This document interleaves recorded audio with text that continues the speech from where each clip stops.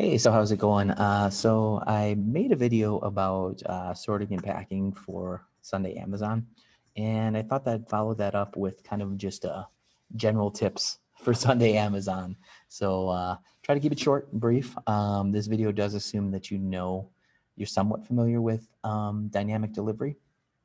Um, if you have a comment about that, if you don't know what that is, I could always make a video specifically about dynamic delivery, but I'm just assuming you know what that is. Okay, so let's begin. First of all, if you're delivering Amazon on Sunday, you want to prepare yourself, get yourself a little bit ready. So dress for the weather, if it's going to be cold out or maybe cold, dress in layers. If there's a chance it could rain, bring a raincoat or a poncho, just come prepared. Have good footwear. That's always, you don't want shoes that are going to bother you, or you want your socks getting wet. So yeah, just for the weather, come prepared that way. Also show up early, get there early, bring your ID badge, your gas card pin. I drive an LLV on my regular route, so I don't usually use it. So I have my gas card pin saved on my phone, so I can always go and look at it. And a fully charged smartphone, very important, especially if you're working on a route that you don't know that well. It's very important to have that fully charged smartphone with you. Okay, also bring snacks, pens, music, whatever you need to make it through the day. So if you bring a little speaker or like an earbud or something to listen to music that keeps you going, just make sure you have those things ready to go, whatever it may be. And I like to secure mine, like I have a cooler bag that I keep all that stuff in. I put my wallet in there, I put my keys for my POV in there, everything that I don't want to take with me. I mean, I'd rather have it safely in a bag, than lose it while I'm delivering a package to a door and then try to retrace and go get it. So yeah, that'd be good. But yeah, bring those things. You don't want to like bring pasta or something, but have a granola bar, a couple bottles of water or some pop, just whatever it needs to keep, whatever it takes to keep you going, because you really don't know for sure how long you're going to be out there. Okay, number your own parcels if they'll let you. So sometimes the clerks have to do it and you just have to go with what they have, but I do like to have my parcels numbered by myself if I can.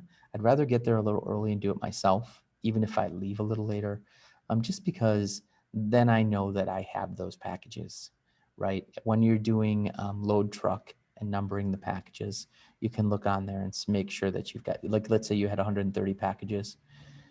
As you're numbering them, it'll tell you 99 of 130, not 100 of 130, and so on. So if you're done and and it says you only have 128 of 130, well, then there's 2 packages missing. So it's just good to have that awareness that you might be missing something before you leave. Okay. All right. Also, don't be afraid to speak up about faulty equipment. The thing is, if they're asking you to use a truck that isn't working right or a scanner that's not working right, that can make your day really long. So don't be afraid to tell them, hey, there's something wrong here. Can I get something else? Maybe you can, maybe you can't, but it never hurts to ask. Definitely, you don't want your day to be any longer than it needs to be, okay? Even though you're paid by the hour. Okay, now a little bit about the dynamic delivery and the navigation software. So first of all, just because it's a dynamic route doesn't mean you have to do dynamic delivery. So if you've been on this route, you delivered mail on this route and you know it really well, maybe you know where all the addresses are and you don't really need to use the dynamic delivery. You can just kind of look at the next package and go there. Well, if that's the case, you don't have to use dynamic delivery. As long as it's scanned, you're good. You can scan it through dynamic delivery, or you can just scan it like you normally would, and that's fine.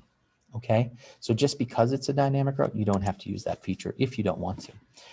I like using it because it does provide that extra measure of confidence, right? If you take the wrong parcel by mistake up to the door and scan it, it will tell you that parcel doesn't belong there.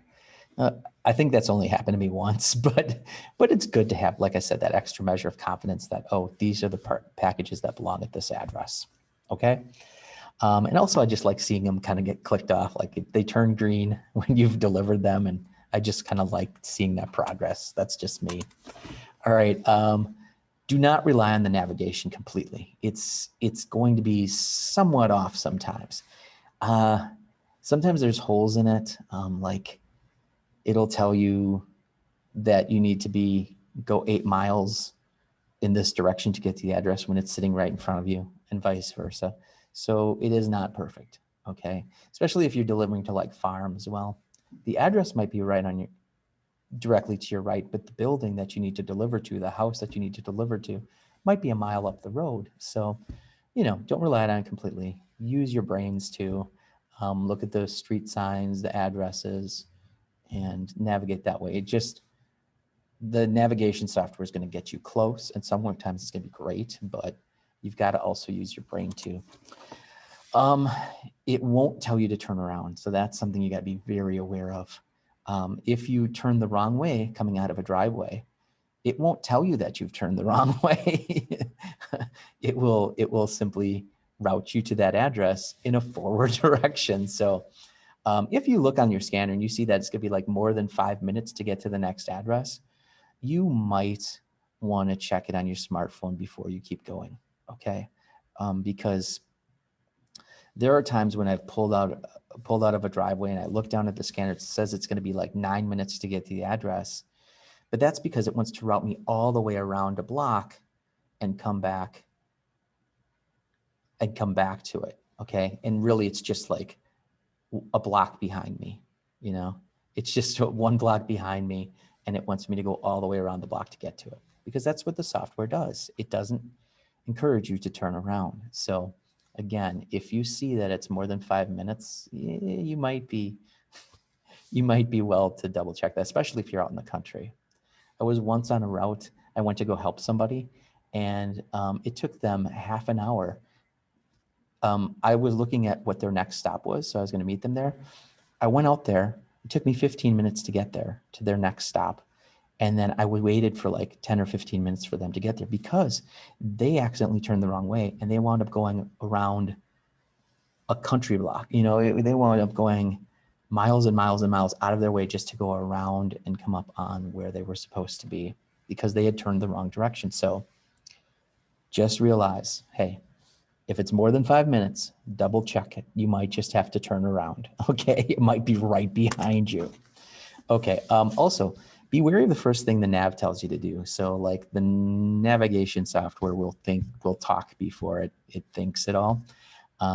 It's better to look at the screen and see what you're supposed to do than listen to the first thing it says, because sometimes it'll automatically, as soon as you hit that button, the nav software will come up and say, turn left. It'll just say turn left.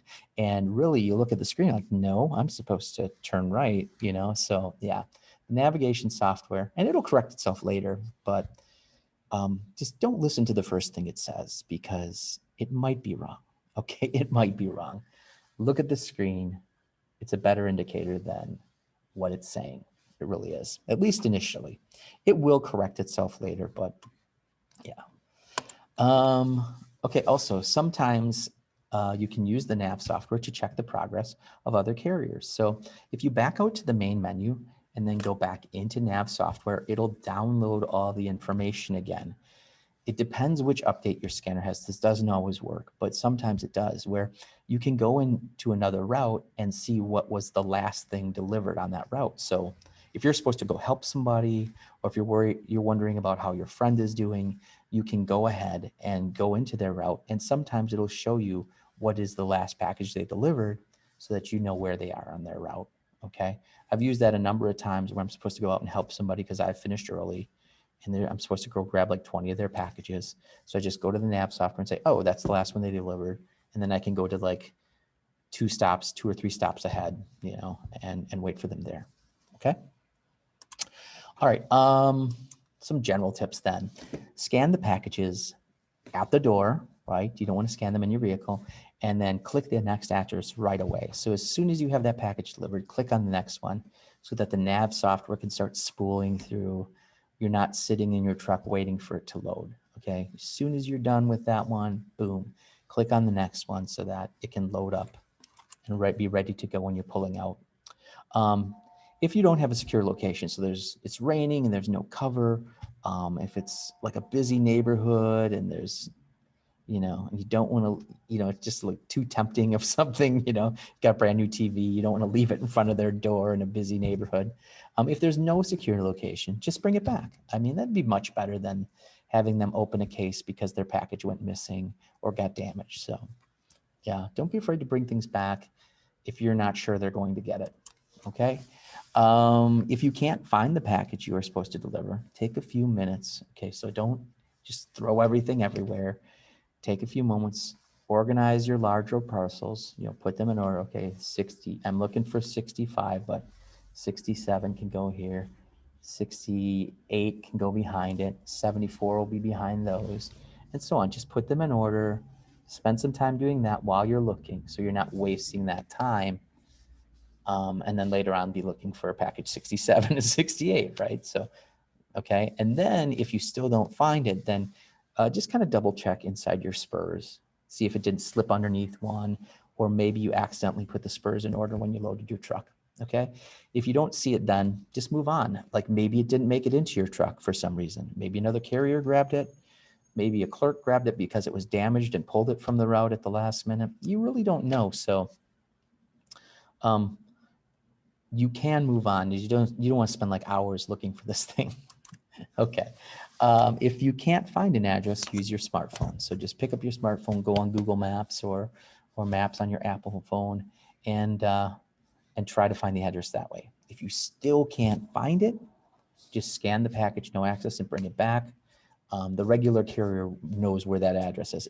They will know where it goes, and they can deliver it on Monday. It's unfortunate. You don't want to do that a lot, but if you really can't find an address and your smartphone can't help you, yeah, what can you do? All right, Google Maps. So this is something, if you don't have dynamic delivery in your office and you're working off pieces of paper, turn-by-turn directions in a manifest, you can use Google Maps to do your navigation for you. You can enter up to 8 addresses in Google Maps. I made a video about using Google as a rural carrier, and I explained the process in there if you want to check it out. But yeah, so you can use Google Maps to put in some of those addresses and navigate you if your dynamic isn't working and you're on a route you don't know. Okay. All right. And so that's about, oh, I'm sorry. Oh yeah. I suppose I should say this too. Lastly, make sure that you filled out your green card. That's very important. You want to make sure that you get paid for your time delivering Amazon. So make sure that before you leave, that you've done that. You've turned in all your stuff, all your, your keys, your scanner, but also, yeah, you've filled out that green card. Okay. If you have any questions or any comments, if I've missed anything, let me know, and be happy to hear from you. Let me know what you think of the video, and have a great day. All right.